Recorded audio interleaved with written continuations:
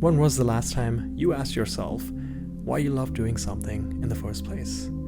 I've been thinking about this quite a lot this week. And every time we release a new song, we get a lot of the same questions. Why don't you release more often? Why don't you do this full time? If you really went for it, you could build a huge audience.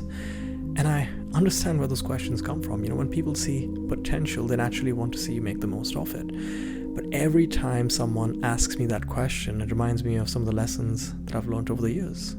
Sometimes the pursuit of success can actually replace the reason why you fell in love with something in the first place. And I learned that lesson through golf. Growing up, I absolutely loved the sport. I had practice every day. I'd always want to improve. But somewhere along that journey, I stopped liking golf.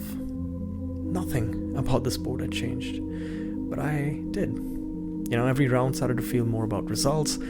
I started feeling every single mistake that I was making, and every practice session felt more about proving something. And without even realizing, I wasn't playing the game because I loved golf anymore. I was playing the game because I wanted to be successful at it. And those aren't always the same thing.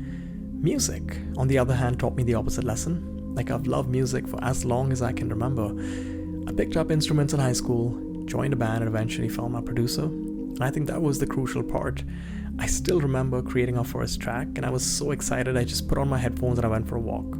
I wasn't thinking about releasing it or what people might think. I was just so fascinated about the idea that you can create something from scratch and actually vibe to it. Some of my favorite memories aren't of me performing. It's those moments where I just disappear for an hour, with the demo track, listening to the chorus again and again and again, because the lyric just wasn't quite fitting right. And looking back, I've been making music for myself long before I've made it for anyone else. And that's probably why it still means so much to me today. But even with music, I felt that pressure. At some point, you start looking at the numbers and you start wondering what people might want.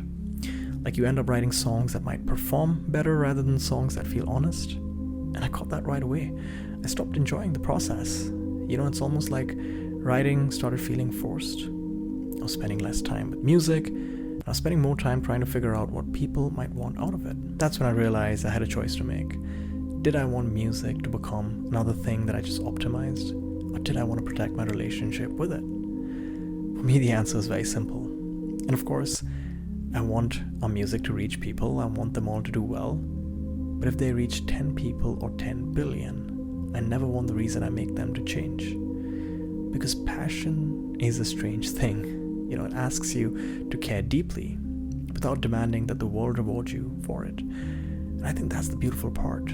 Because some things in life are simply worth doing because they make you feel more like yourself. So let me leave you with this. Is there something in your life that you once loved that eventually became something that you were just trying to succeed at? Think about it. And thank you for listening. I'll see you guys next week.